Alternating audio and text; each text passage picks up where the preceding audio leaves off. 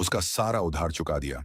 फिर उसने नोवा के साथ कुछ हसीन पल गुजारे, मगर जल्द ही नोवा को क्लिंट का फोन आ गया और उसे घर लौटना पड़ा।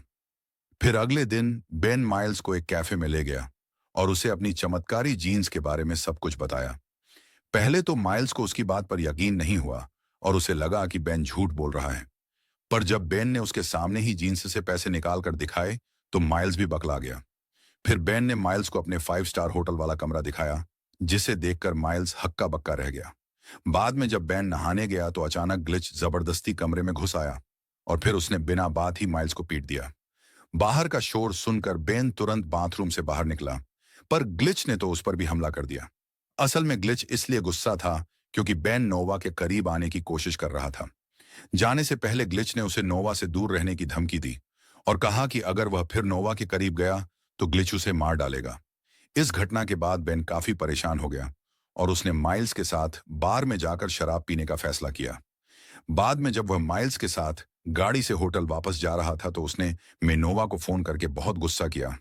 उसने कहा कि नोवा ने ग्लिच को उसका पता बताया होगा, इसीलिए वह होटल तक पहुंच गया। तब नोवा ने सफाई भी दी कि उसने ऐसा कुछ नहीं किया, पर बेन ने उसकी बात नहीं सुनी और फोन काट दिया। मगर कुछ ही समय बाद स्टीफन और उसके गुंडे जबरदस्ती बेन की कार में घुस गए और उससे पैसे मांगने लगे। जब बेन और माइल्स ने उनका विरोध किया तो गुंडों ने उन्हें बिजली के झटके देकर बेहोश कर दिया। अगली सुबह जब बेन और माइल्स की आंख खुली तो उन्होंने देखा कि वो एक रेगिस्तान के बीचों बीच पेड़ से बंधे हुए थे। उन्होंने खुद को आजाद करने की बहुत कोशिश की और कई घंटों के बाद वह रस्सी को खोलने में कामयाब रहे।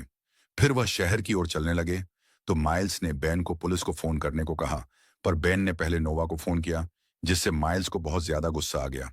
उसने फोन छीनकर खुद पुलिस को फोन किया, पर उसने बौखलाकर गलत पता बता दिया, जिससे पुलिस ने उनका फोन ही काट दिया।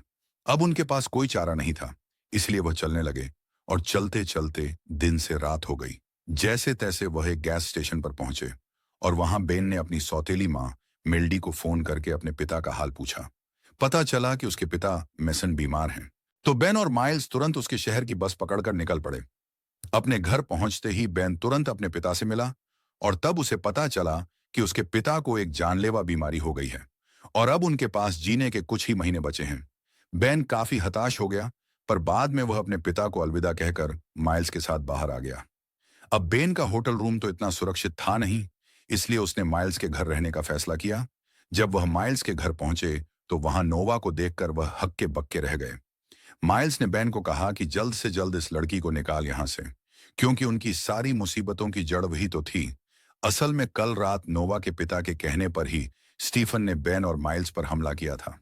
खैर नोवा ठहरी, पसंदीदा औरत तो बेन क्या ही कहता।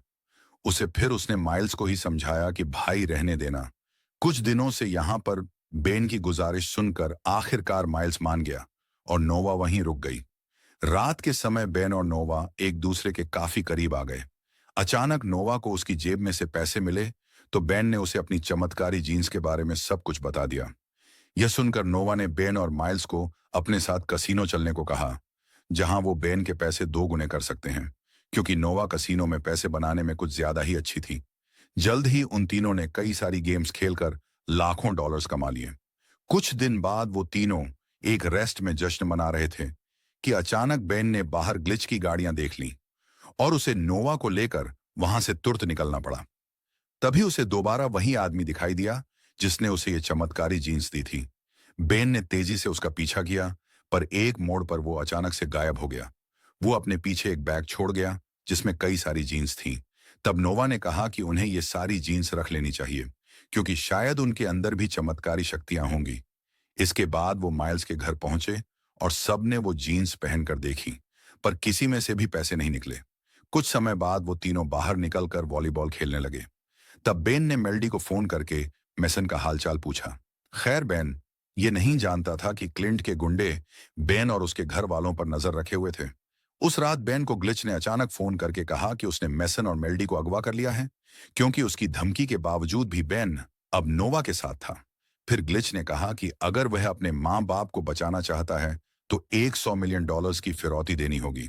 जब नोवा को इस बारे में पता चला तो उसने वादा किया कि वो बेन की मदद जरूर करेगी। कुछ दिन बाद क्लिंट को नोवा का एक खत मिला जिसमें उसने ग्लिच की कैद से बेन के माँ बाप को रिहा करवाने के लिए क्लिंट से मदद मांगी थी। उधर बेन नोवा और माइल्स के साथ ग्लिच के अड्डे पर जा रहा था।